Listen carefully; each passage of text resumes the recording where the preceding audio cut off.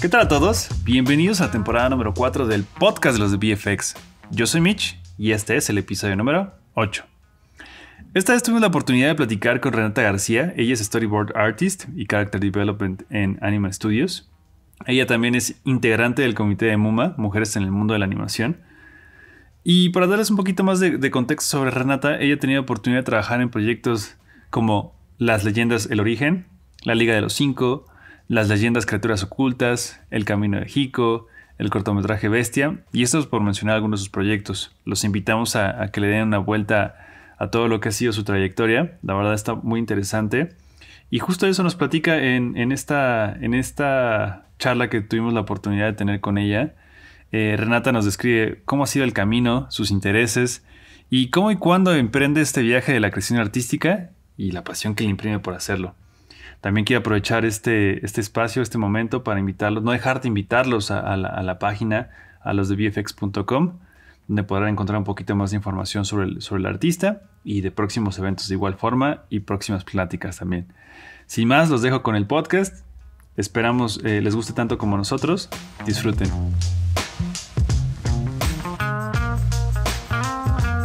Hola, muy bien. Muchas gracias. Y gracias a ustedes por invitarme. No, es un placer que estés por acá con nosotros. Oye, me gustaría que, para quienes no conocen a Renata, me gustaría que, Renata es Story Artist and Character and Visual Development Artist.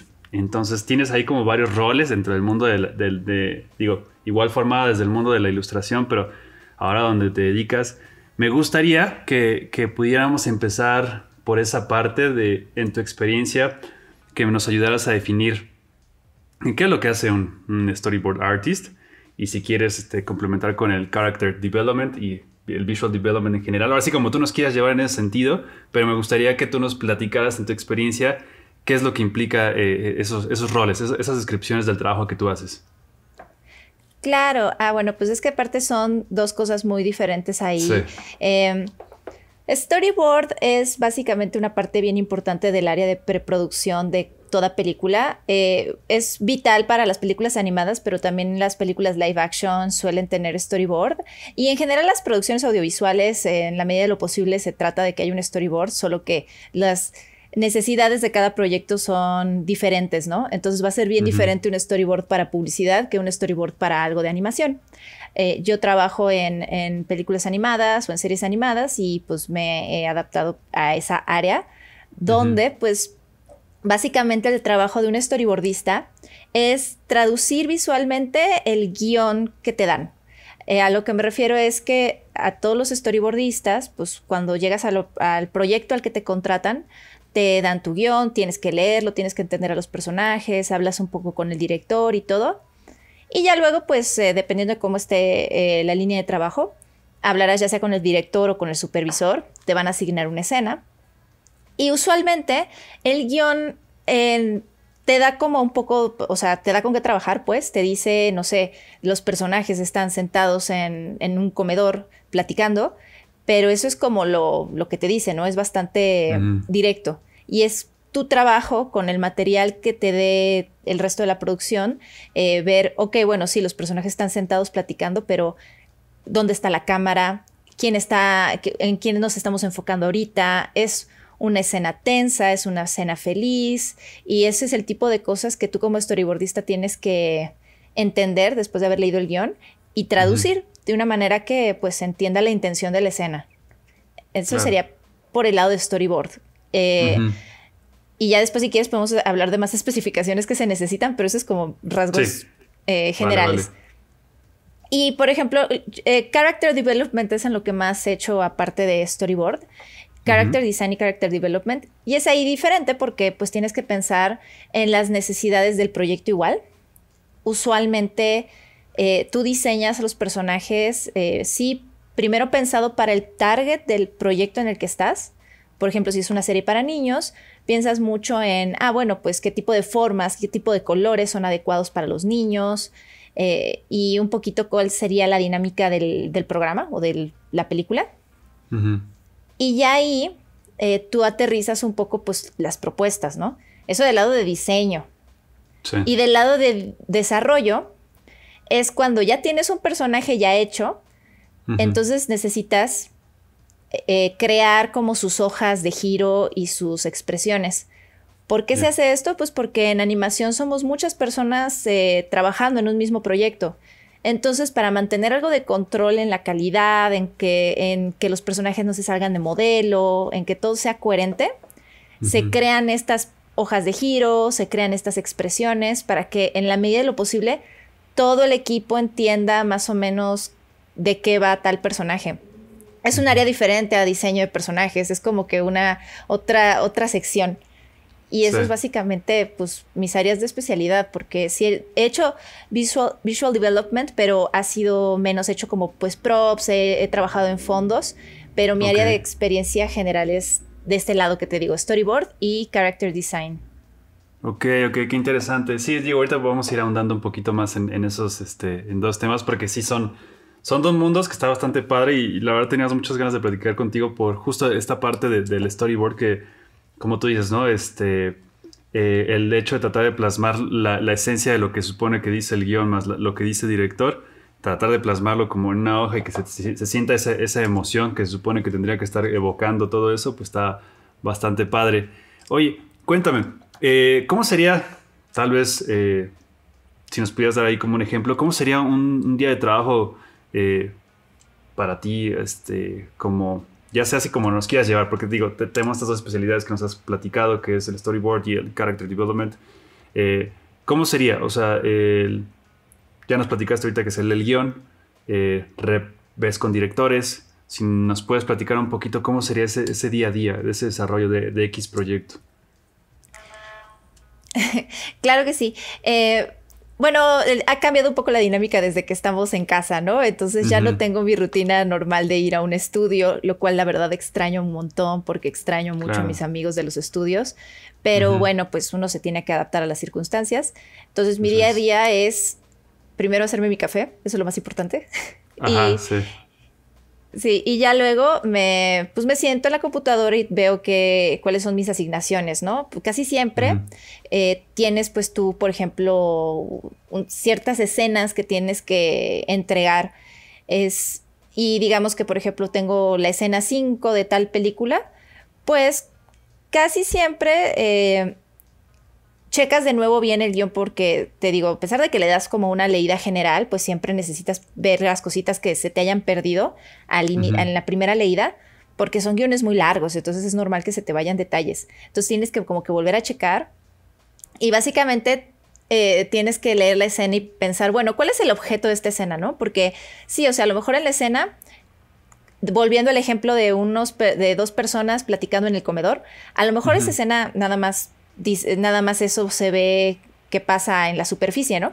Pero ¿cuál es el objetivo de esta escena? Todas las escenas en una película tienen que cumplen algún tipo de propósito. Puede ser darle información nueva a la audiencia, puede ser plantear un conflicto, puede ser presentar una serie de cosas, ¿no? Entonces tú como storyboardista checas la escena y dices, ok, pues supongamos esta es mi escena en la que tengo que demostrar que hay un conflicto entre los personajes. Entonces es una escena tensa. Entonces ya que entiendo que estos personajes están hablando pues de algún problema que tienen entre ellos, pues me dedico a buscar cómo puedo presentar eso. Los diálogos trato de más en la medida de lo posible tener, si no tengo voces que me haya dado ya la producción, a veces yo me grabo mis voces. Y ya después de que tengo más o menos la idea general, hago primero un rough o thumbnail que te digo, o sea, ni siquiera son dibujos acabados, son de verdad bolitas y palitos.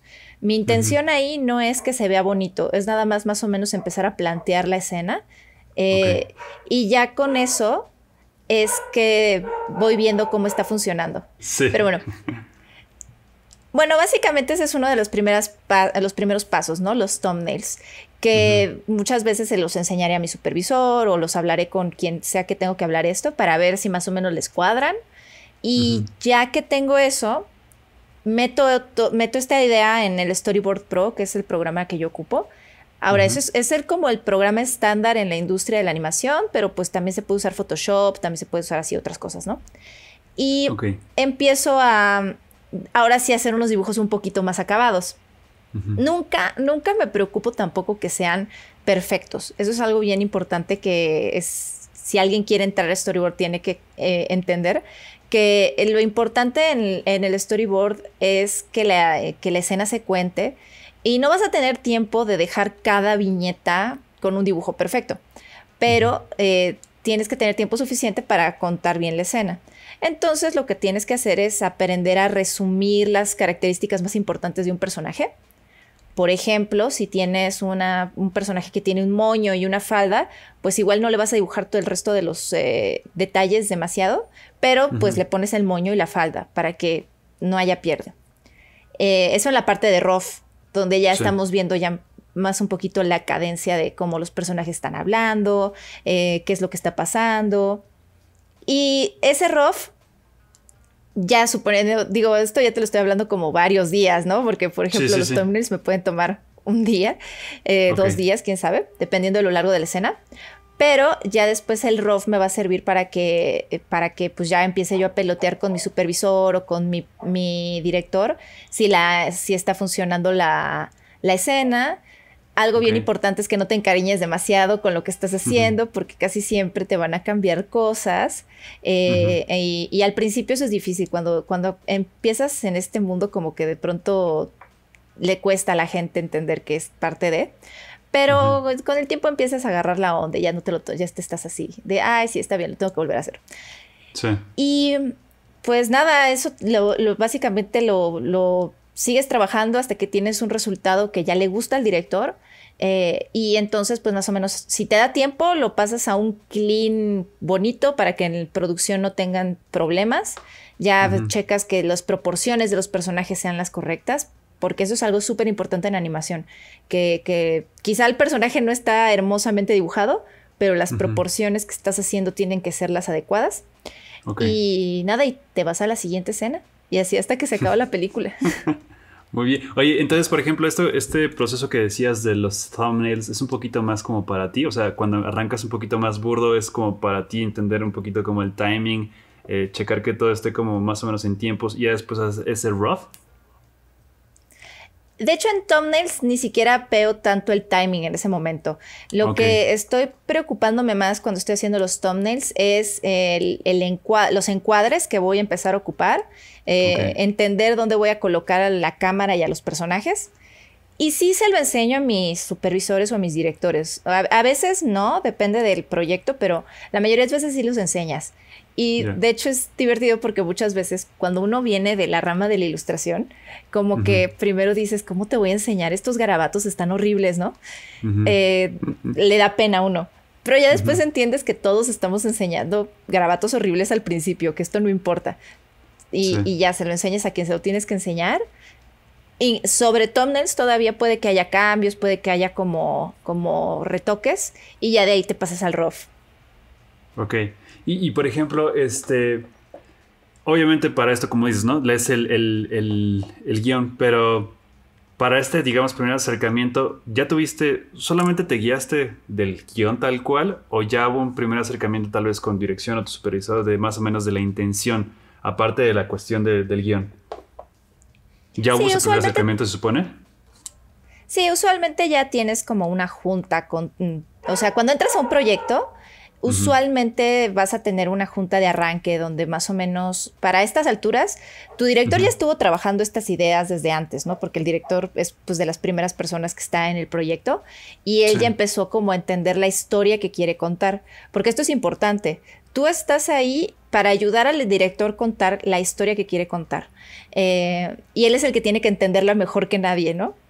Entonces, pues tienes estas juntas con tu director, con producción y sí te dan más o menos una idea, ¿no? Hay muchas cosas que van cambiando en el camino porque es la naturaleza de estos proyectos. Usualmente te pueden decir algo al inicio y de pronto algo empieza a cambiar conforme avanza la película, pero casi siempre hay como, al menos ya sabemos a la meta a la que queremos llegar. Ya, ok. Y por ejemplo, ¿cómo sería ese... O sea, ya digamos, ya pasaste por los thumbnails, ya estás con el rough. Como dices, es un proyecto que todo el tiempo está vivo porque está cambiando y hay ideas, pero en esencia se mantiene lo mismo. Supongo que has tenido oportunidad de tal vez de tener como ese feedback de parte del director. O sea, no sé cómo es ese proceso de, digo, tal vez suena un poco obvio, pero no sé si por ahí tengas algún ejemplo de ese proceso de cómo sería ese acercamiento con director que cuando te comparte, digamos, su visión. Pues suele ser una cosa como... en las primeras juntas siempre hay como mucho entusiasmo y quieren realmente que tú entiendas lo que ellos quieren contar. Y pues los primeros acercamientos son muy como... pues ahora sí que tú estás recibiendo toda la información, ¿no? Igual y tú también como que aportas, pero básicamente lo primero es que tú lo estás escuchando a él o a ella y empiezas a entender cómo va a ir la tirada, ¿no? O sea, cómo vamos a... qué es lo que más le interesa a este director, que se cuenten las cosas. No sé si estás buscando como algo más específico, como de... No. O sea, digo, solo si había como un caso como muy particular de darte como la visión de X revisión de ¿sabes qué? Es que, no sé, aquí... digo, yo de mi caso, o de mi lado vengo más del mundo de live action, pero está interesante saber del mundo de la animación, ¿no? Y entonces, por ejemplo, de nuestro lado, que digo, no está peleado el uno con el otro, ¿no? Pero hay como temas universales, por así decirlo, ¿no? Como de, ¿sabes qué? De mi lado sería, necesitamos un lente 50 porque aquí lo que queremos es que la cámara nos ve más o menos, te encuadre con otras personas, shala. Entonces, más bien era como en ese sentido. O sea, si de repente, supongo que también depende mucho del director, el tipo de visión que te pueda dar, si de repente son como más técnicos o no les importa tanto eso, sino que en el cuadro se vean los dos personajes y no tanto qué tan abierto, qué tan cerrado, ese tipo de cosas. Sí, claro, y aparte cada director tiene como que su propio como manera de dirigir y eso es algo que también cuando ya llevas un ratito haciendo esto como que lo empiezas a comprender mejor.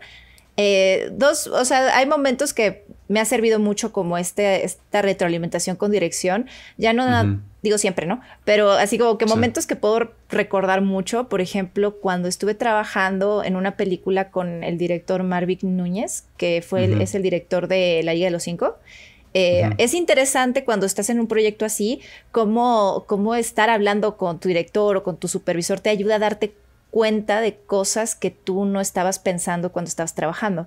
Por ejemplo, en la parte de thumbnails, alguna vez yo estaba enseñándole a Marvick una escena donde pues yo era una secuencia de unos personajes caminando en un bosque y yo como le estaba imaginando era de tal manera, ¿no?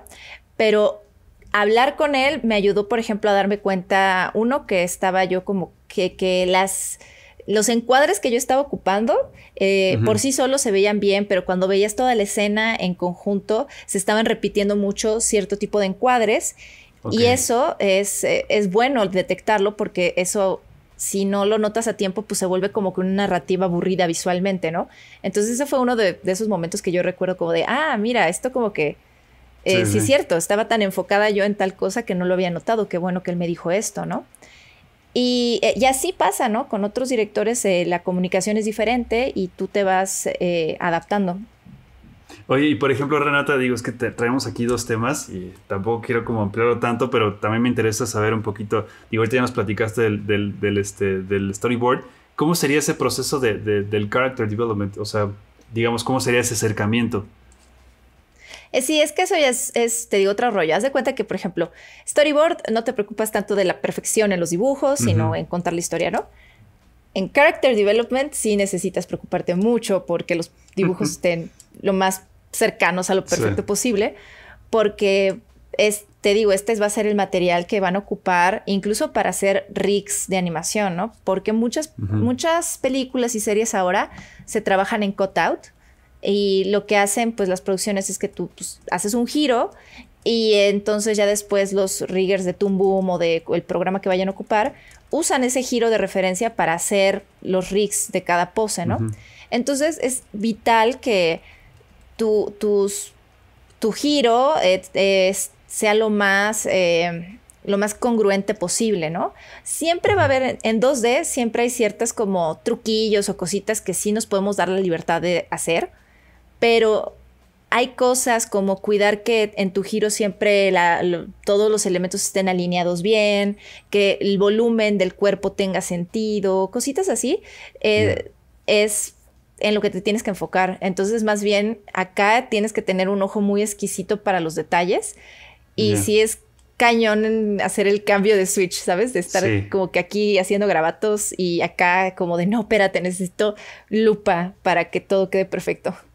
Claro, y creo que eso está padre, ¿no? Porque desarrollas como dos tipos de visiones y sabes que son como dos tipos de habilidades para tal vez hacer, llamémoslo, no sé si como burdos, pero la idea se entiende, está el concepto ahí, pero puedes moverte en esas dos áreas, ¿no? De algo muy, muy, muy preciso y algo mucho más garabateado, pero eso no significa que algo garabateado con sentido, ¿no? De que tiene, está dándote un mensaje, tiene una forma, ¿no? Tiene las proporciones, ¿no? Entonces creo que, como dices, ¿no? Podrían estar como sentirse medio alejados, pero a la vez como que tienen como cierta comunión, ¿no?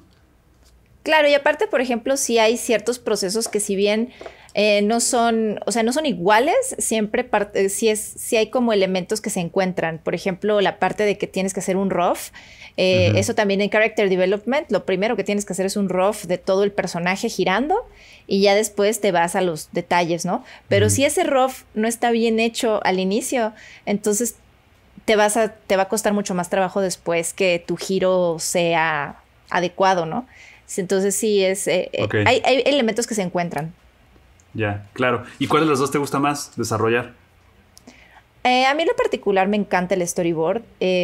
Yo te puedo contar que para mí descubrir el storyboard fue lo máximo porque mi camino en la animación no fue como tan directo.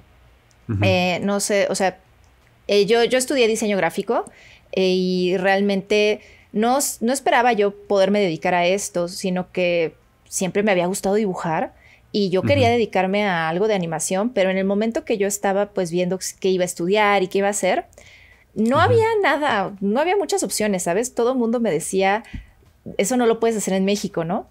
Entonces, pues yo me fui a estudiar diseño gráfico, que me pareció como que lo mejor dadas mis habilidades, así como que dije, bueno, espero no morirme de hambre de esto.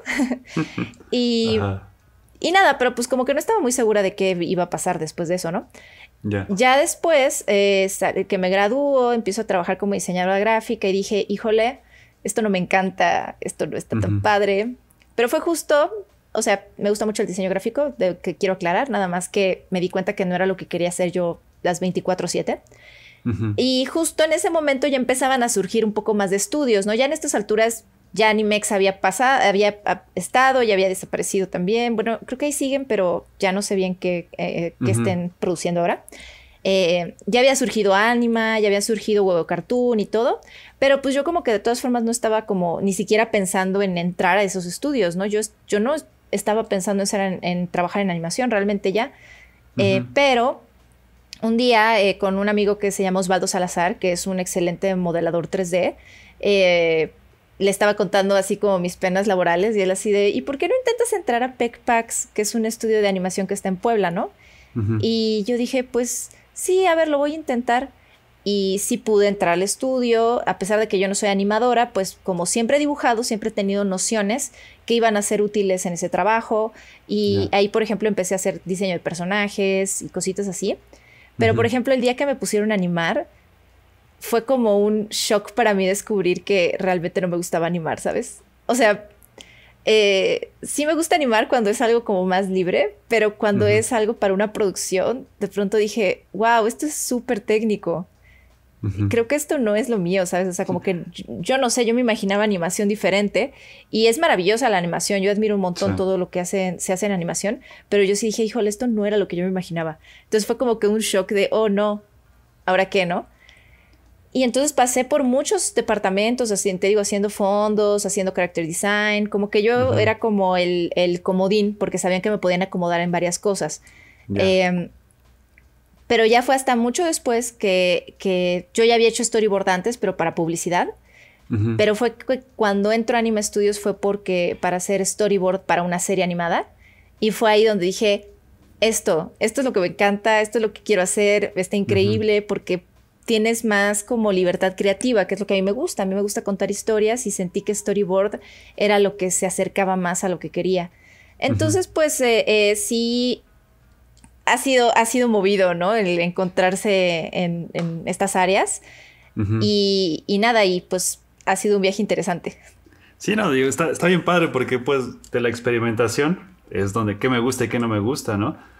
Y eso creo que es muy válido. Oye, te preguntaría entonces, ¿qué tan importante es saber animación para poder hacer storyboards? ¿O qué, de acuerdo a tu experiencia que probaste qué es lo que era la animación y ahora que dices, ok, sí tengo ciertas nociones, pero qué tan digamos, necesario sería, ¿no? Digo, claro que complementa, pero me gustaría saber tu opinión.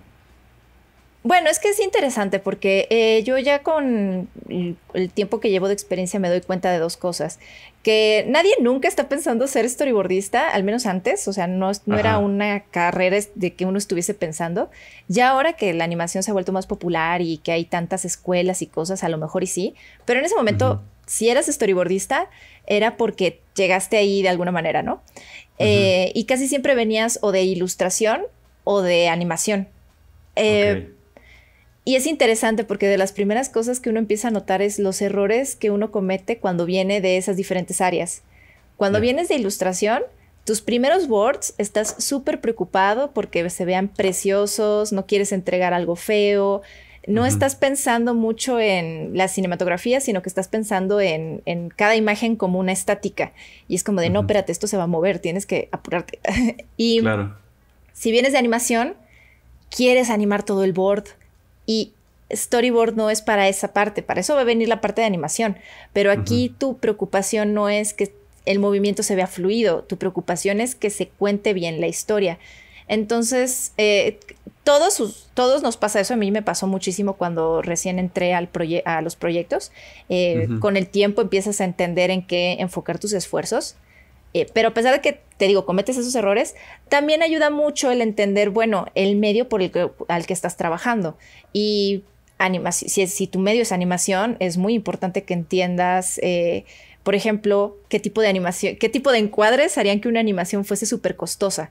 Por ejemplo, si un personaje va corriendo, si le ves los pies en contacto con el suelo, eso es latoso de animar, ¿no? Entonces, si vas a hacer eso, que sea para un shot que valga la pena. Si va a ser para un traslado más sencillo, entonces tienes que pensar mejor en otro tipo de cámara, así. También tienes que pensar mucho como, pues, qué tipo de proyecto es. No es igual una película que para una serie animada.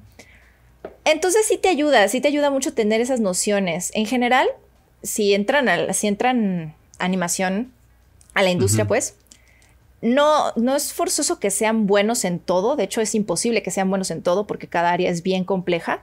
Pero es bueno conocer un poco de todas. Es bueno empaparte un poco de la información para que pues, todos trabajen de la mejor manera posible. Qué padre. Sí, fíjate que no tenía noción de eso y hace mucho sentido, claro, lo que dices ahorita que pusiste el ejemplo de los pies.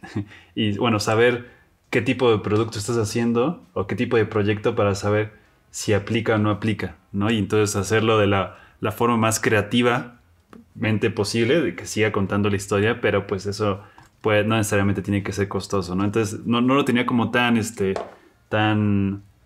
arraigado, porque sí, depende mucho del tipo de producción, como dices, porque yo lo llevo al mundo de live action y pues de repente ves ahí casi explosiones enormes, pero pues a veces no es posible, pero también, o sea, tal vez nada más tienes una idea como muy general. Digo, yo de mi lado vengo más del mundo de la televisión, entonces una cosa es lo que dice el storyboard, es nada más una referencia en cómo nosotros lo aplicábamos. Estaba bien porque ayudabas a contar la historia, pero había muchas cosas que podían cambiar, ¿no? Por lo mismo, ¿no? Entonces está interesante. No tenía tanto la noción de eso y está padre que compartas esa parte. Y te preguntaría, o sea, ¿cuál crees, o más bien, cuál sería la parte más satisfactoria así que de este rol? Uy, es que hay muchas. La verdad es que sí es un área que siento que te trae mucha gratificación el ver que cómo tu board llega, cómo tú lo hiciste y cómo se transforma hasta el resultado final. Muchas veces es muy padre, ¿no? Porque al final del día tú cuando empiezas en este proyecto estás en el inicio de la producción Y muchas veces, pues vas a terminar tu board, pero ese proyecto va a seguir. Y te digo, en el camino van a cambiar cosas. Entonces, cuando tú llegas a la sala de cine o ves la serie en la que trabajaste, cuando ves tus boards es bien interesante ver cómo, oh, así quedó al final, ¿no? Y muchas veces a lo mejor sí se cambiaron cosas en edición y así, pero puedes ver como que cómo tú decidiste cosas que se terminaron en pantalla y es muy bonito, la verdad.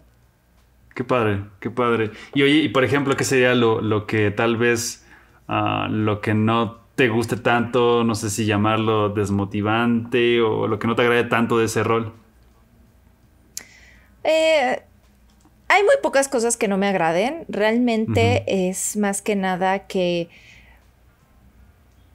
pues a veces sí es difícil como entenderte, que se entienda bien tu escena y todo. Hay veces que te vas a encontrar escenas que te cuesta trabajo aterrizar o que incluso el director tampoco sabe muy bien qué quiere hacer. Entonces tienes que hacer una escena 1000 veces y al final a lo mejor ni siquiera queda la que tú hiciste, sino que se la pasan a alguien más porque es como de no está funcionando contigo, vamos a intentarlo con alguien más. Y eso puede ser como, sobre todo los artistas que nos encanta flagelarnos, puede ser como de, no, mi trabajo apesta, ¿qué hago aquí, no? Sí, pero ya que se te pasa eso, dices así como de, bueno, ya, no, qué bueno ya que la haga alguien más. Yo voy a seguir con otra cosa. Y lo superas, ¿no? Pero sí son esos momentos que te hacen así mal viajarte. Claro. Sí, sí. Y creo que, bueno, tú ya también lo dijiste en algún punto, ¿no? Que es como te tienes que acostumbrar a que va a haber muchos cambios, ¿no? Entonces te acostumbras a eso, ¿no? Entonces que va a haber como va a haber muchos cambios, ¿no? Entonces soltar rápido, ¿no? Soltar rápido lo que estás haciendo, ok, ya, lo que sigue, versión 2 de esto, ¿no? Sí, claro. Y te versión, diría, por ejemplo... pues, pueden ser 20. Bueno, ahí está un buen ejemplo. ¿Cuál sería entonces el reto de tu rol? El reto es más que nada eso, adaptarte muy bien como a cada proyecto, comunicarte bien con tu director y ayudarlo a que lleguen como a una meta en común. Y pues simplemente hay veces que es más, hay producciones que son más fáciles que otras porque también es mucho la sinergia que se crea con el equipo y que también tú te involucras con el proyecto, porque también la realidad es que va a haber proyectos que te llaman más que otros. Ahí sí también te toca a ti ser profesional y decir, bueno, incluso aunque este proyecto no me encante, le tienes que echar ganas, ¿no? Se tiene que ver ahí tu profesionalismo, ¿no? Pero son cositas que pues sí, a nivel muy personal puede ser difícil o que te puede costar trabajo, pero al final del día esto es un trabajo y no todos los días van a ser perfectos, pero creo que la suma de los momentos buenos es mucho mayor que los malos, ¿sabes? Claro, ok. Qué padre. Oye, y esta parte de, supongo, todos tenemos deadlines, ¿no? Todos tenemos tiempos de entregas. Y digo, más ustedes que son como parte de esta parte del storyboard, que es como la base, ¿no? Para decir, ok, ya está aprobada tal vez esta secuencia, ya se cuenta la historia, hay que pasar a los siguientes procesos. Obviamente, pues, tienes fechas que cumplir. No sé, ahorita lo que te alcanza a ver es una persona muy relajada, ¿no, Renata? Pero esos momentos, supongo, todos tenemos momentos de estrés en el trabajo, ¿no? O de entregas. ¿Tú cómo manejas esa parte? O sea, no sé qué tanto tengas en ese sentido. ¿Cómo te va con eso? Qué bonito que pienses que soy relajada, porque la verdad es que no tanto. La verdad es que sí soy intensa para el trabajo. Eso creo que es un viaje que todo mundo tiene poco a poco que ir aprendiendo a modular también como tu intensidad en esta área. Al menos yo lo he tenido que hacer, ¿sabes? Porque a uno le importa mucho este tipo de cosas, o sea, uno lo ve y es así, en su momento ciertas producciones se sienten como de, no, esto va a definir mi carrera, esto es lo que va a hacer la diferencia entre que pueda seguir viviendo de esto o que no y así, entonces uno se clava mucho y eso puede hacer que se haga muy tenso como si las cosas no salen bien, ¿no? Pero con el tiempo empiezas a entender así como de, no, a ver, hay muchos proyectos. Hoy más que nunca, porque está habiendo muchísima producción animada, no solo en México, sino en otras partes del mundo. Entonces es como a ver, no, haz un muy buen trabajo en esta producción que es en la que estás ahorita y ya no te claves y sigue a la siguiente y así, y poco a poco tú vas a ir armando tu camino. Una sola producción no define todo, digo, si hay producciones que sí han sido como un antes y después para la gente, pero eso también es un volado, ¿sabes? Eso no lo puedes controlar ni puedes saber qué onda. Lo mejor que puedes hacer es hacer tu mejor trabajo, trabajar bien con la gente, eso es súper importante, tener como una buena actitud y pues ahora sí que respirarlo, ¿no? La verdad es que muchas veces ya cuando estoy como que con mucho tope de estrés y todo, es como que sí me aparto de la computadora y es así de, a ver, estás haciendo caricaturas, cálmate, todo va a salir bien, tu trabajo está chingón, lo respiras, te vas a dar una vuelta y regresas y sigues. Sí, exacto. Y es que sí, o sea, solemos a veces muchas de las... tomarnos todo muy personal a veces, ¿no? Y es como, lo acabas de decir bien, o sea, como si nos definiera, ¿no? Y ya cuando de repente le damos vuelta a lo que estamos haciendo es algo divertido, ¿no? O que se supone que es algo que tenemos el privilegio de hacer, de trabajar en estos medios, porque sí, cuando ves el resultado es como, pues para entretener, ¿no? Y si ya tú no te estás entreteniendo o no te estás divirtiendo, es que algo no está funcionando ahí, ¿no? Claro, y creo que también, o sea, pero como te decía también hace rato, así, aceptar que esto es también un trabajo, no todos los días van a ser perfectos, y simplemente ser profesional, ¿sabes? O sea, es importante empezar a entender qué tipo de valor le das a tu medio y cómo quieres tú avanzar, ¿no? Entonces, sí, yo sería como muy de la idea de sean conscientes de que esto es como una chamba, es una chamba muy padre, pero es una chamba. Y eso respirar, ¿no? Tampoco que la chamba les consuma, porque uno de pronto también, como muchos de los que nos dedicamos a esto, antes esto era nuestro hobby, tendemos entonces a ser súper clavados y casi que trabajar 15 horas seguidas, ¿sabes? Y es como de no, les va a doler la mano después, no lo hagan, respiren, relájense. Claro. Sí, y tratar de encontrar el equilibrio, ¿no? Creo que todos en todas las industrias estamos luchando por eso, pero en esta en particular siento que es más difícil de pronto encontrar eso. Sí, creo que un buen punto esta parte de lo que tal vez inició como un hobby, ¿no? Y entonces cuando se vuelve trabajo, entonces lo quieres como tal vez como mantener ese mismo ritmo, pero pues es buscar el balance, encontrar ese balance. Y entonces te preguntaría, ¿cuáles crees que son las habilidades los skills más importantes para desarrollar el trabajo que haces? La comunicación es súper importante. En storyboard en particular, aprender a trabajar como rápido también es importante. También ahí uno tiene que ser como consciente que, bueno, es rápido, pero tampoco dejes que te exploten, ¿no? Pero sí tienes que desarrollar una buena velocidad para sacar boards. Entonces yo diría que trabajar rápido y conocer de cinematografía. De hecho, si yo pudiese, ya sabes, regresar al pasado y decirme como algún consejo, sería como de... no necesariamente estudies cinematografía porque creo que eso me hubiese llevado por otro lado, pero... aviéntate uno que otro libro, ¿sabes? O sea, checa más esto, porque ahora la entiendo mucho mejor, pero en su momento fue de lo más desafiante para mí al pasarme a esta área. Es de lo más importante que tienes que saber y pues la fui aprendiendo con la práctica que me dio el trabajo. Claro. Sí, no. Sí, sin duda es un... ahora sí que son muchas áreas que se van complementando y sabes que, por ejemplo, en esa y más del mundo donde tú venías, pues sí, complementan muchísimo a poder tener un mejor lenguaje cinematográfico, como tú bien lo mencionabas. Y de esta parte, digo, de origen eres diseñadora gráfica, tienes esta parte como de la ilustración. Y pues bueno, ahora sí que obviamente dejaremos tus redes y todo esto para que la gente te siga conociendo. Pero digamos, cuando haces los storyboards tienes que apegar a un estilo, ¿no? A un estilo más o menos, como tú dices, ¿no? O sea, para tratar de que lo mencionabas, ¿no? Tener como como hacer lo mínimo, pero que se entienda de qué personaje estás hablando, ¿no? Con ciertas cosas, sin ser tan específico en los detalles de vestimenta, por decirlo.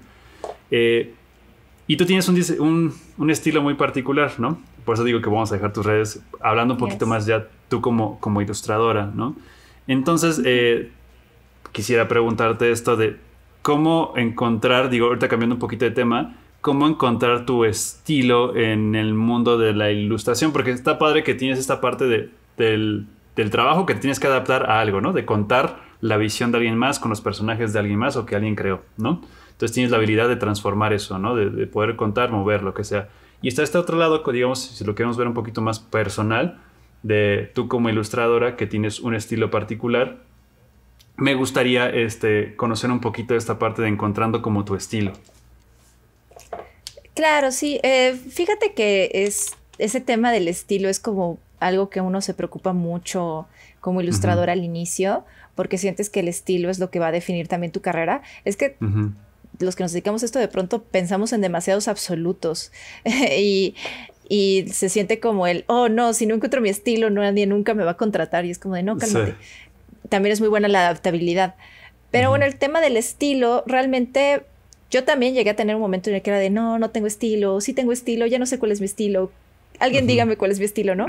Y ahorita ya no me preocupo por eso, porque creo que el estilo es realmente lo que tú le pones a cada ilustración tuya. Y la verdad es que yo, por ejemplo, veo las ilustraciones de mis colegas y casi siempre puedo decir, esta es de, no sé, de Ale Pérez, que es una colega que también aparte ahorita está dirigiendo una película y todo.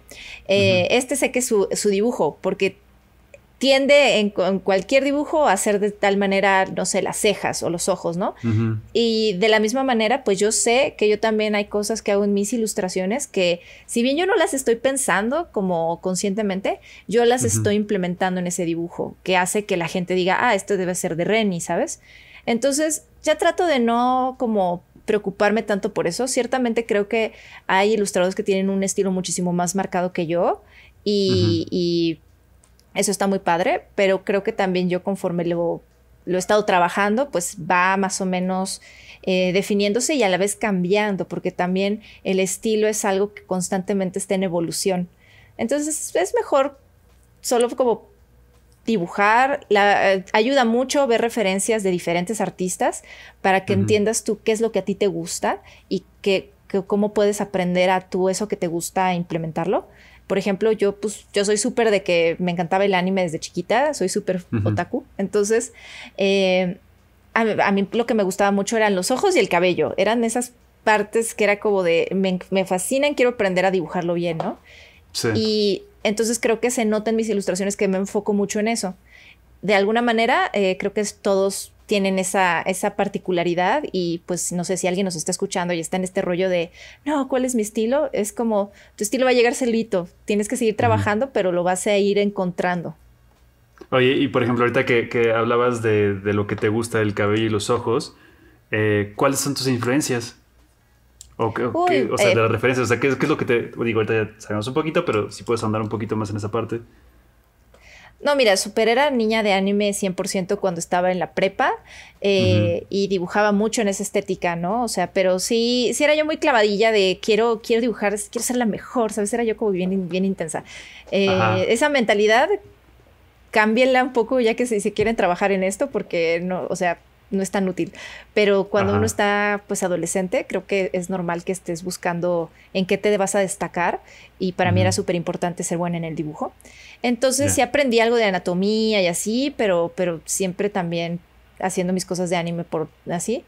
Y fue como que principalmente Sailor Moon y todo ese tipo de series, Dragon Ball y así, me influyeron un montón. Aprendí un buen de eso, de ver tele. Y ya después tuve una vez una plática con una amiga que se llama Ana Ramírez, que ella trabaja en Pixar.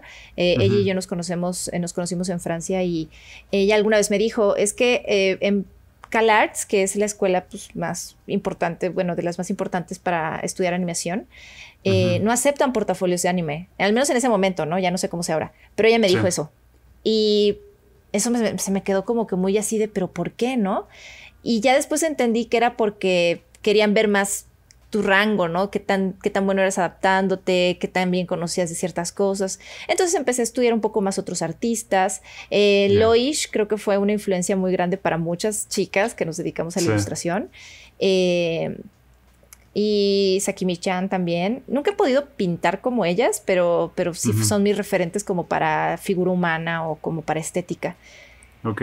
¿Y qué te digo? Muchísimos más. Ya también en una onda más histórica me gusta mucho el Art Nouveau y también me clavé mucho en algún momento tratando de entender ese estilo y así. Entonces digamos que esas serían como que mis referencias más importantes. No, está padre, está padre. Está padre porque conforme nos vas platicando cosas, vamos entendiendo más de cómo es Renata, ¿no? Entonces está padre conocerte más de esta parte, como los orígenes, pues, ya hace sentido y lo que vemos. Entonces, a mí en lo personal me gusta eso un montón porque la forma tal vez de que tal vez vea un dibujo tuyo, ya tengo más trasfondo de entender tal vez un poquito, no el por qué, pero pues puedo entender un poquito más de qué está plasmado de ti sobre eso, ¿no? Entonces está muy padre que compartas esta parte. Oye, Renata, y cambiando un poquito de tema, digo, nos hemos encontrado, nosotros particularmente ahorita hablando del podcast, nos hemos encontrado con la dificultad tal cual de encontrar, vaya la redundancia, colegas mujeres, ahora sí que en puestos de liderazgo tal cual en esta industria. Y entonces me gustaría que nos compartieras un poquito eso de tú cómo ves ese tema desde, ahora sí que desde donde te encuentras, desde donde laboras. Bueno, pues me encanta que esto haya salido el tema porque aparte de hacer lo que hago, también soy parte del comité de MUMA, de Mujeres en el Mundo de la Animación. Que si los que nos escuchan, si no lo conocen, es un movimiento precisamente enfocado en difundir el trabajo de otras chicas en el medio, también como capacitar y entender un poquito nuestro gremio desde nuestro lado, ¿no? Porque en su momento, pues ha habido muchos movimientos de mujeres en otros países y cuando surgió MUMA, pues las que somos parte del comité, que somos 6, fue como de, bueno, ¿cómo entendemos qué pasa en México, ¿no? O sea, ¿cuál es la situación de las mujeres en la industria de México? También nos encantaría abarcar como a América Latina, ¿sabes? Pero en general, primero ahorita enfocándonos en México.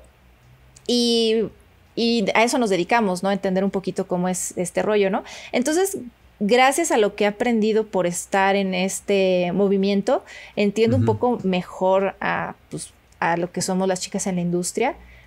Todo lo que voy a decir es como, obviamente son generalidades, no voy a decir que esto sea el caso de todos, porque siempre hay personalidades muy diversas, pero lo que hemos aprendido en MUMA hasta la fecha es que, por ejemplo, la industria de la animación en México es muy joven, entonces no tiene como tanto, o sea, como que la entrada de hombres y mujeres, al principio eran muchos más hombres, ¿no? Pero ya después empezó a haber un momento en el que ya las mujeres empezaron también a entrar al grado de que está bastante parejo la cantidad de gente que entra, hombres y mujeres a animación, ¿no?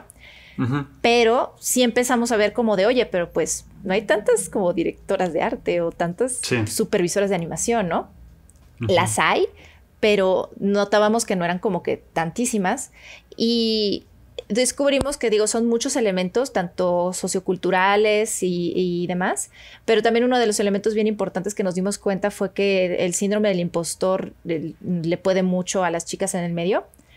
A los hombres también, el síndrome del impostor es algo que nos aqueja a todos, pero por nuestro contexto sociocultural tendemos a ceder un poco más ante ese síndrome del impostor y hemos estado muy socializadas a que todo sea como perfecto, ¿sabes? Entonces eso ha influenciado mucho a que las chicas no apliquen tanto a ciertas convocatorias o nunca se sientan lo suficientemente buenas para a lo mejor un puesto de liderazgo o que les dé demasiado miedo y así.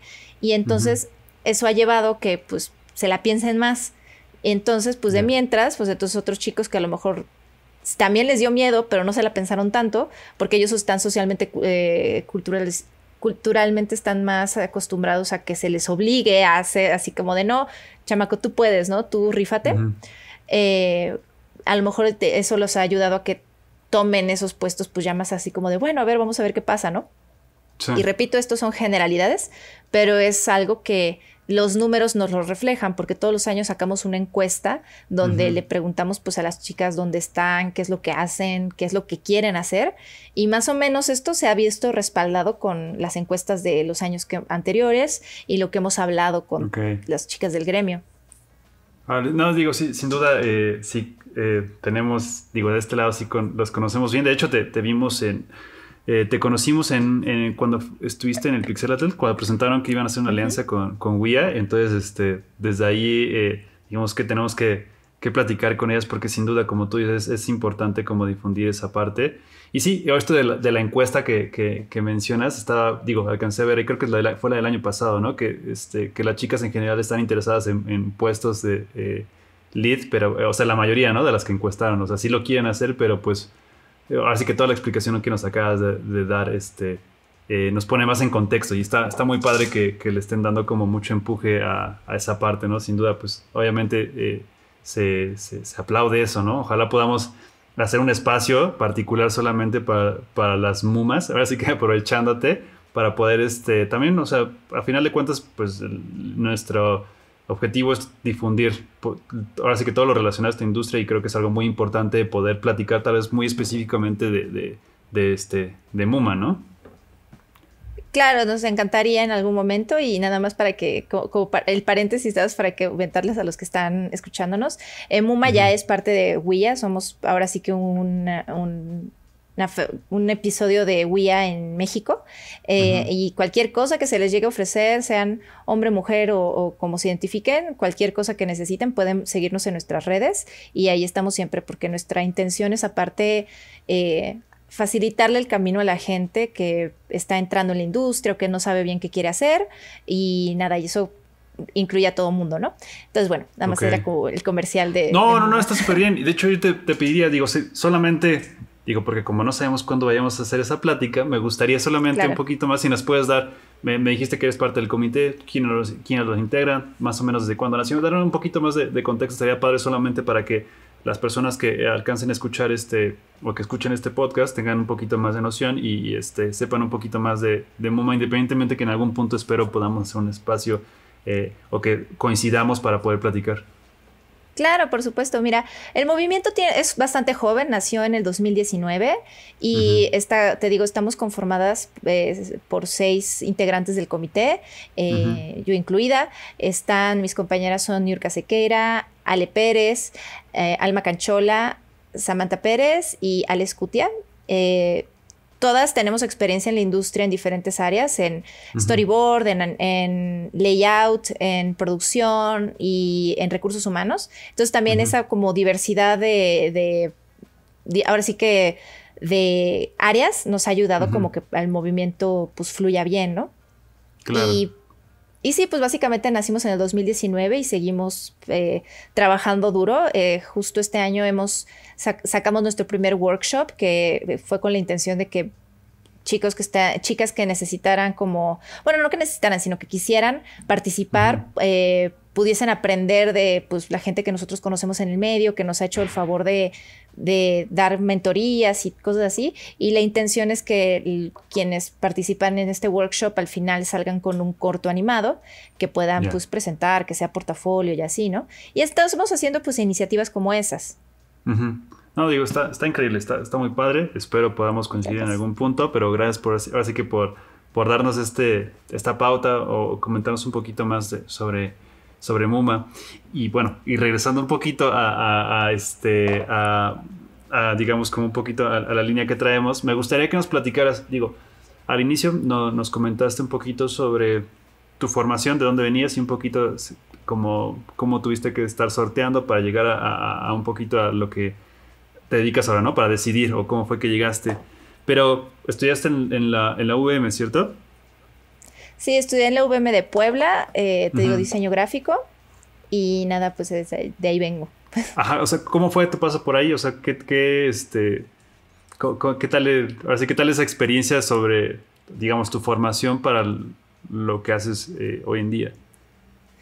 Pues fíjate que muchas cosas de diseño gráfico sí me han servido en mi carrera en la animación, porque todas estas ondas visuales, aunque sí se diferencia mucho el diseño de hacer pues, storyboard, pues hay ciertos elementos que sí, como que el tema de los tercios, de entender de composición, de entender un poquito proporción y así. Es algo que también ves en diseño gráfico, así que al final del día sí ha sido útil para mi formación laboral, ¿no? Entonces fue bastante útil. Yo al principio estaba como que un poquito insegura de, pues, o sea, como, ya sabes, o sea, como que uno cuando está viendo dónde va a estudiar, te preocupas demasiado por qué escuela va a ser, porque también, de nuevo, sientes que toda tu vida va a depender de que hagas una buena elección en ese aspecto. Sí. Y pues la UVM no era mi primera opción, la verdad, pero por temas de economía era pues la más adecuada para mí. Y ya después me di cuenta que no importaba tanto la escuela, porque por ejemplo en Puebla yo tuve profesores que daban clases en la UVM, que también daban clases en el TEC, que también daban clases en la UDLA. Entonces realmente la oferta académica era muy similar y pues yo no pagué tantísimo, ¿sabes? Entonces fue como de, ay, bueno, está bien. Entonces, sí, claro. Todo, o sea, de todos lados puedes sacar pues provecho, ¿no? Nada más es cuestión de enfocarte, que es difícil a esa edad porque obviamente quieres echar desmadre cuando estás en la uni, pero sí se te quedan cosas y entonces la verdad sí estuvo bien. O sea, digamos que lo que te lleva son esas bases del diseño que sigues aplicando para... O sea, que a final de cuentas son las bases para que funcionan sí o sí para lo que estás haciendo. Claro, sí. Y es que aparte, uno cuando entra a esta industria, si de por sí ya te gustaba la animación, ya estás entrando de todas formas con una como biblioteca visual en tu cerebro de la cual ni siquiera eres consciente, porque has visto mucho o te has clavado mucho en ciertas cosas, en ciertas áreas, que a lo mejor no las entiendes al 100 en ese momento, pero ya que las empiezas a entender, toda esa información visual de pronto llega a ti como con nuevo valor, ¿sabes? Así como de, oh, ahora ya sé qué hacer con todo este anime que vi en la secundaria. Sí, no, claro, sí, tienes razón, o sea, más bien no somos conscientes de eso, ya hasta que dije, ok, toda esa información, pues sí, todo el tiempo estamos llenándonos de información visual, ¿no? O sea, todo el tiempo estamos viendo cosas y se van quedando ahí en nuestro archivo, en nuestra biblioteca mental. Totalmente, sí. Oye, Renata, ¿y entonces estudiar o no estudiar? De acuerdo desde tu perspectiva y de lo que has visto. Yo diría sí estudiar, porque sí creo que es útil, pero tampoco yo les sugeriría a las personas que nos escuchan que tampoco se malviajen si no se pueden meter a la escuela carísima, que sienten que es la más importante que entren en este momento. No pasa nada. Repito, la oferta académica muchas veces se repite en diferentes como que escuelas, entonces pues igual iban a poder compartir profesores, ¿sabes? Y aparte, ahorita ya hay pues muchos cursos, entonces puedes como que lo que veas puedes reforzarlo de otras maneras. Yo de todas formas te digo, sí, yo soy muy de la idea de que sí es útil la escuela, pero te digo, pero no es como un todo o nada, ¿no? O sea, a lo mejor no te puedes meter ahorita, qué sé yo, una escuela carísima, la UDLA. A lo mejor no puedes entrar ahorita a la UDLA, a tu carrera soñada de ahí, o a otra escuela que sea de ese estilo, de ese rango muy, muy caro. Pero hay otras opciones y puedes encontrar algo. Aparte, por ejemplo, para si también tus deseos irte fuera o algún momento estudiar al menos un año fuera y así, pues necesitas esos papeles, la verdad. Entonces, está bien tenerlos. Claro, sí, para todo, especialmente como dices, ¿no? Para toda esa cuestión administrativa de poder moverte, siempre es importante o siempre ayuda mucho tener eso, ¿no? Que a veces, por ejemplo, mucho depende de dónde vayas, ¿no? Porque a veces tal vez no es tan necesario, pero pues bueno, nos gusta hacer esta pregunta porque es darles a final de cuentas herramientas a la gente, como ahorita lo acabas de poner, ¿no? Tal vez no tengo como el presupuesto para esto, pero siempre hay opciones, ¿no? No es como absoluto. Exactamente, sí. Oye, Renata, y entonces, por ejemplo, ¿cómo fue digamos que aprendiste a dibujar? ¿Fue por el anime y el manga? O sea, ¿eso fue donde dijiste voy a intentar hacer esto? Sí, pues yo siempre tuve facilidad para el dibujo desde que era pequeña, que como dicen, o sea, todos de pequeños dibujamos, pero ya somos después pocos los que seguimos manteniendo el gusto porque a lo mejor tenemos más facilidad, ¿no? Pero yo sí como que cuando encontré el anime fue así, te digo, mi pequeño corazón otaku desde pequeña fue como de esto me encanta. Y bien clavada yo, o sea, yo me acuerdo que sí, con mi mejor amiga, me acuerdo que nos poníamos a ver las caricaturas y era de, a ver, ¿por qué esos ojos se ven así? No entiendo. Y nos poníamos a ver los ojos hasta que era como de, mira, tiene como un punto negro en medio y alrededor tiene como puntos blancos. hay que copiar eso, Sí, sí. ¿sabes? Entonces era como de ese tipo de cosas por las que aprendí a dibujar. Y te digo, ya después fue como que ya que quería como mejorar, si era como de, supongo que tengo que aprender de anatomía. Qué flojera, bueno, lo voy a intentar. Y así. Oh, y entonces, ¿en qué momento supiste que así que eso es lo que te querías dedicar? O sea, hubo un momento así como que digas, es esto. O sea, obviamente traes la influencia de todo lo que habías visto, pero hubo un momento así que dijiste que te abrió la mente a eso. Fíjate que yo desde chiquita sabía que yo quería dedicarme a esto, ¿sabes? Era de que yo tengo muy marcado el recuerdo de estarle diciendo a mi amiga así como de, vamos a hacer una... me acuerdo que estaba Sakura Card Captors de moda y entonces era como, ya sabes, uno de pequeño hace una copia súper igual a Sakura Card Captors, pero en tu mente es mucho mejor. Entonces era como de ya, o sea, esto ya puede ser una serie, hay que hacer nuestra serie cuando seamos adultas, ¿sabes? Entonces yo me acuerdo que yo siempre quise hacer esto. Sí, tuve un momento de desilusión en la prepa, cuando ya todo el mundo está diciendo, bueno, ¿de qué te vas a dedicar? Obvio no te vas a dedicar a hacer caricaturas, Renata, nadie vive de eso en México. Y yo, ¿qué? ¿Pero por qué?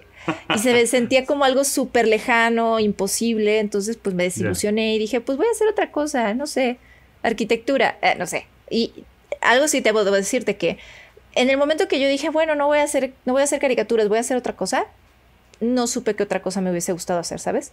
Como que era como de, bueno, pues supongo que podría ser abogada, creo. Bueno, supongo que podría ser arquitecta, creo. Pero no, o sea, siempre mi corazón estuvo en mínimo dibujar, ¿sabes? Ya después era como de, ni voy a hacer caricaturas, pues, pero mínimo me voy a dibujar. En mi trabajo voy a hacer algo que tenga que ver con el dibujo. Pero te digo, pues la vida te va llevando hasta donde tienes que estar, porque yo realmente, ya después de en la universidad y todo, no pensaba yo tampoco involucrarme en la animación de esta manera. Yo pensé que iba a ser diseñadora gráfica. Sí. Y de pronto aquí estoy haciendo storyboard. Qué padre, padre. Es que son esos detallitos, ¿no? Porque cuántas personas, bueno, cuántos de nosotros no nos hemos sentido así, ¿no? Como de chinos, así, lo que estoy haciendo es correcto, ¿no? Y digo, otra de las cosas que reafirma que lo que hacemos, o del podcast nos gusta un montón, porque es como sentirnos identificados, ¿no? De que también yo me sentí así, ¿no? De tener esos momentos de incertidumbre, ¿no? Yo te diría, o sea, ¿tú cómo viste esa pregunta, esa gran pregunta de qué voy a estudiar? O sea, ¿cómo es que terminaste concluyendo en diseño gráfico? O sea, después de haber, como estabas diciendo, pues tal vez como abogada, tal vez como, o sea, ¿cómo, o sea, tal cual decidirte a diseño? O sea, ¿cómo te fue en esa época? Bueno, la verdad es que también yo estaba pensando mucho en mis fortalezas y debilidades y yo era como de, no quiero volver a saber de matemáticas en mi vida, las odio. Ok, ya decidí eso, ¿no? Pero, por ejemplo, también soy muy buena para las cosas que son teóricas, así. Entonces, pues sí coqueteo en algún momento a cosas así como, qué sé yo, historia y cosas así, no sé. Pero pues mi fortaleza realmente siempre fue dibujar, ¿no? Entonces, primero coqueteé con la idea de arquitectura, hasta que hice un día unos planos y dije, esto está horrible. Me quedaron muy bien mis planos, pero esto está horrible. Ajá. Mi papá estaba tan ilusionado porque yo ya le había compartido que a lo mejor iba a estudiar arquitectura y él estaba como de sí. Y ya después, no, papá, no quiero estudiar arquitectura. ¿Por qué no? Ya sabes, le rompí el corazón y yo, no, papá, es que lo voy a odiar. Y él así de, bueno, solo no estudies Bellas Artes, por favor, porque te vas a morir de hambre. Y yo, ay, papá, bueno, está bien. Creo que diseño gráfico no necesariamente me muero de hambre. Y literal así fue, ¿no? Pero sí tuve un rato de estar yo como que bien... Pues como que tristona porque no estaba segura de que, pues, de esa decisión, ¿no? Porque también diseño gráfico en ese momento no tenía la mejor reputación. Todo el mundo era como de, eres diseñador gráfico, también te vas a morir de hambre. Pero ya fue así como un momento en el que dije, a ver, lo importante es que seas bueno en lo que haces. Si hay diseñadores a los que les va bien, ¿por qué no me va a ir bien si sé que le voy a echar ganas, no? Entonces como que ya me relajé. Oye, y con todo esto que digo, esto que está padre, ¿no? Está padre lo mismo, lo que te digo de la parte de sentirnos identificados con ese momento que creemos que es lo que tal vez no nos podemos equivocar, ¿no? Porque pues ya tendremos que tomar una decisión, pero está padre que compartas esa parte. Y pues ahora digamos que repasando, viendo cómo ha sido tu formación y dónde te encuentras hoy en día, ¿cómo le hago o tú qué consejos darías haciendo como todo este repaso de si yo quiero ser storyboard artist, ¿qué necesitaría, digamos, estudiar o trabajar? Nos dijiste ahorita o mencionabas la parte de, pues si yo pudiera regresar un poquito el tiempo, tal vez me cultivaría más en la parte de la cinematografía. O sea, haciendo como este análisis, ¿qué nos podrías decir al respecto? Eso totalmente como entender un poco más de cinematografía para que no llegues así como en blanco, así de que, ¿qué es esto? Ajá. Eh, y recomendaría pues muchas sesiones de dibujo en vivo, porque ese Ujú. tipo de sesiones de dibujo, si te pones de meta como que tengo 5 minutos para hacer esta pose o tengo 2 minutos para hacer esta pose, aprendes a dibujar rápido fijándote en lo importante, ¿sabes? O sea, no te va a dar tiempo de estarle haciendo el cabello a la modelo, pero tienes que echar unos trazos rápidos para agarrar la onda de la pose. Entonces, ese Ujú. tipo de cosas son súper buenos entrenamientos para que cuando estés haciendo storyboard también aprendas uno a discernir qué es un detalle importante y cuál no, para que entonces puedas simplificar el personaje. Y dos, te va a dar velocidad. Entonces, esos son como que las dos que yo invitaría a que practicaran. Sí, ¿no? Para justo tomar lo esencial, ¿no? Creo que esta parte digo, la experiencia te va dando ese ojo crítico, ¿no? De qué es con lo que se cuenta la historia. Exacto. Está padre. Oye, Renata, y por ejemplo, ¿cuál dirías que ha sido el reto más grande, el más importante? ¿Hay algo ahí que tú digas, sabes que esto sí de plano eh, me costó trabajo?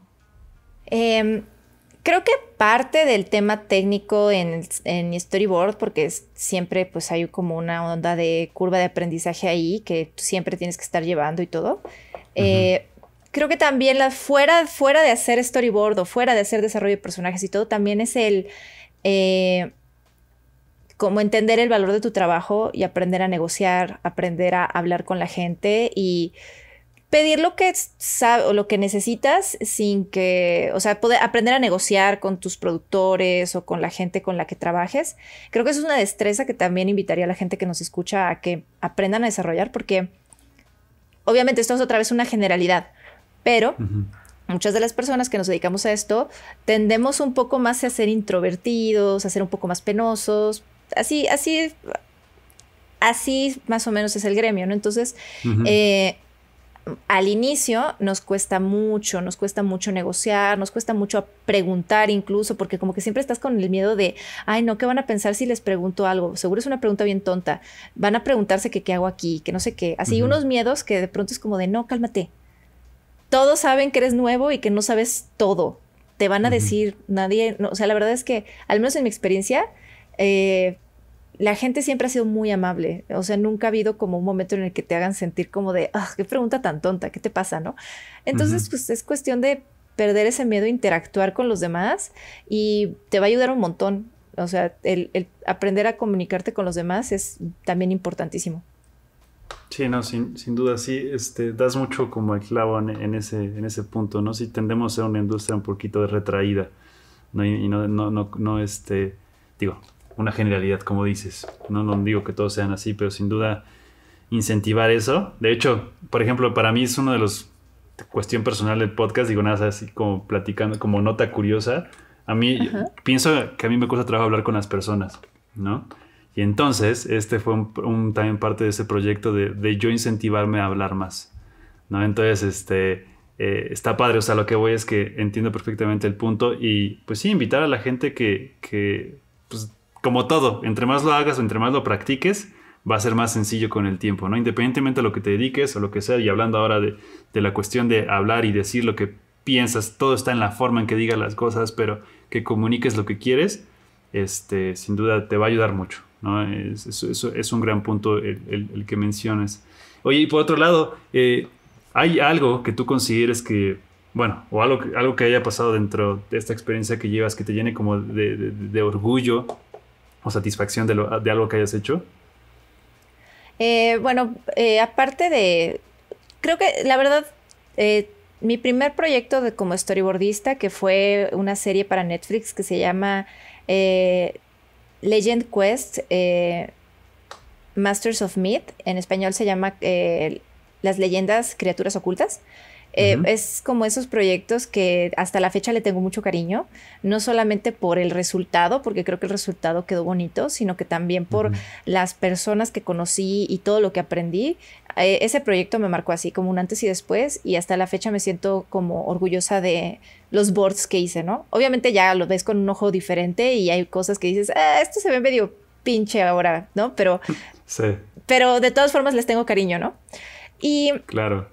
y fuera de pues el trabajo, pues ser parte de MUMA también me llena de mucho orgullo de Ujú, que haya sido un movimiento que ha crecido bastante y que creo que sí estamos haciendo progreso. Y eso también ujú, es de esas cosas que dices, wow, qué suerte tengo de haber estado en el momento adecuado, rodeada de las personas indicadas para que hiciéramos esto, ¿sabes? ujú. Y me siento muy feliz de ser parte de eso. Qué padre, qué padre. Gracias por compartir eso. Sí, sin duda es motivador. Y oye, husmeando un poco en tu Instagram. Ah, sí, bien stalker, ¿no? Oye, vi algo que me llamó muchísimo la atención y creo que está bastante padre. Me gustaría que nos platicaras un poquito del deseo de Tania. Ay, mi proyecto del deseo de Tania. Todavía ahorita tengo que seguirlo trabajando. Ujú, Es un pitch que mandé para Girl Power del 2020, me parece que fue, no me acuerdo. ujú, Y no quedó, pero pues bueno, es que hay mucha competencia en ese tipo de convocatorias. Y es de todas formas una idea que quiero desarrollar. No quiero como hablar demasiado de eso, pero no te estoy preocupes. planeando que si no sale para... O sea, lo voy a seguir intentando meter en convocatorias, pero si no queda en una de estas, pues voy a ver si saco un cómic. Pero básicamente es un proyecto como donde quiero vertir todo lo que a mí me gusta, ¿sabes? Porque una cosa que pasa también cuando te dedicas a esto es que todo el Ujú, tiempo pues te tienes que adaptar a las necesidades de los proyectos. Entonces, claro. pues nunca vas a estar haciendo 100% lo que tú quieres a menos que sea tu proyecto. Y Ujú, eso fue como que la revelación que para mí fue como de, pues yo quiero hacer mi serie como, pues para niñas, con los elementos que a mí me gustan, que para mí son importantes, ¿no? Entonces, tiene una ujú, onda medio Magical Girl la serie, tiene elementos que para mí son importantes, que son aparte con los que crecí y que quiero como, como contar a mi manera, ¿no? Entonces, ujú. pues sí, es una idea apenas ahí cocinándose, pero cuando haya más, pues estaré feliz de platicarles más. Por favor, digo, no, qué padre. O sea, digamos que es tu proyecto personal.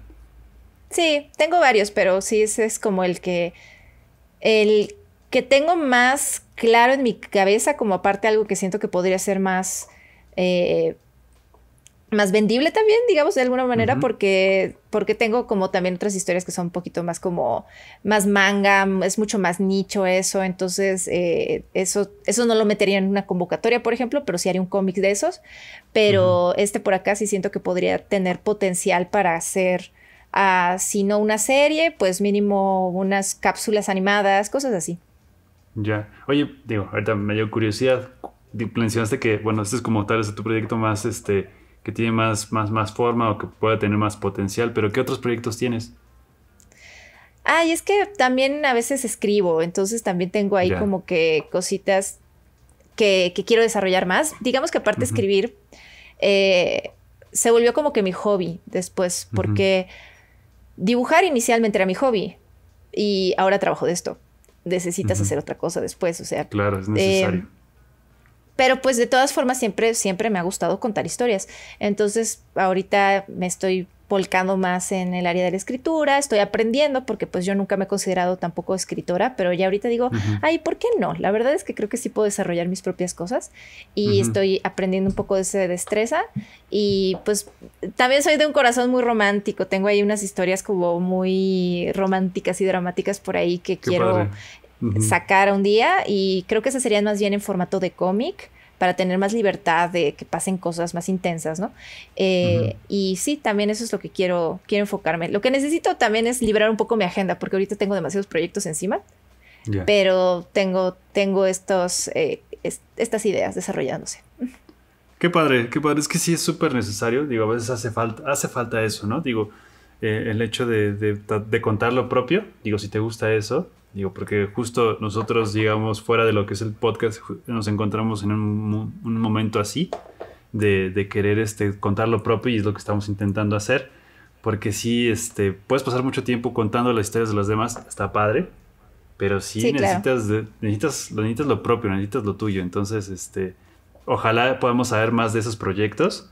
Y pues bueno, ya sabes, aquí está el espacio Ujú. cuando ocupes. Y cuéntame un poquito, o sea, ¿qué sigue para Renata? Bueno, ahorita por lo pronto salir de esta montaña de trabajo en la que me metí yo sola, porque estoy en varias producciones y sí es mucha chamba. Entonces digamos que sí estoy así de esas veces que hasta en los fines de semana estoy teniendo que trabajar, pero bueno, tengo, sobre todo ahorita por ejemplo estoy trabajando en un cómic independiente que se llama A la Brava, donde yo soy la dibujante. Ya después también hay otras artistas, Ari Navarrete y la colorista, ahorita te digo su nombre. Pero entonces digamos que yo me encargo a los dibujos y ya las demás hacen color y todo lo demás. Y es un proyecto bien padre, pero pues sí está haciendo como un entrenamiento Saiyajin sobre todo, sobre cómo hacer un cómic comisionado, ¿no? Porque he hecho como cosas personales, pero cuando es a tu ritmo, pues más o menos tú vas viendo cómo le haces, ¿no? Sí. Y entonces ese proyecto necesito como sacarlo ya adelante. Y ya cuando quede eso, más bien quiero hacer pues mi propio cómic, ¿sabes? Porque tengo te digo, este es comisionado, yo quiero ya mejor como que hacer lo mío. Y nada, pues ver qué otras producciones me llaman, porque ahorita está habiendo mucha oferta de trabajo para el mundo de la animación y pues uno no se quiere quedar atrás. Claro. ¿Qué Déjame padre, rápido, Renata. te digo. Por favor, sí, no, Perdón, nada más para decir, la la colorista se llama Aislinn, la de ese cómic. Entonces, pues ya. Ok. ¿Y ese cómic comisionado? No te preocupes. Ese cómic comisionado tiene como alguna fecha de que se quiere como quiere salir, algún de publicación o algo así. Digo, solo para igual. Sale 2022. Ok. Sí, nosotros tenemos que terminar este año, pero sale 2022. Entonces. Ok, muy bien. Oye, Renata, pues ha sido un gusto poder platicar contigo. Gracias por este tiempo, por este espacio. Ha sido inspirador, ¿no? Sin duda, hablar contigo. Sabemos que esto le va a funcionar y el objetivo de lo que hacemos se cumple. Así que muchas gracias por este tiempo. ¿Hay algo más que quisieras agregar? No, nada más. Muchas gracias por invitarme. Muchas gracias por tener este podcast para compartir este tipo de... Pues esta profesión está padre que nos hablemos más los unos a los otros sobre cómo está la onda. Creo que eso también va a ayudar a que condiciones laborales mejoren y que vayan saliendo proyectos más chidos y que la industria crezca. Así que estoy muy contenta de que me hayan invitado. Completamente de acuerdo contigo. Nosotros también estamos contentos de que hayamos podido coincidir. Ha sido un placer y pues nos vemos en la próxima. Muchas gracias. No, ¿de qué? A ti, muchas gracias.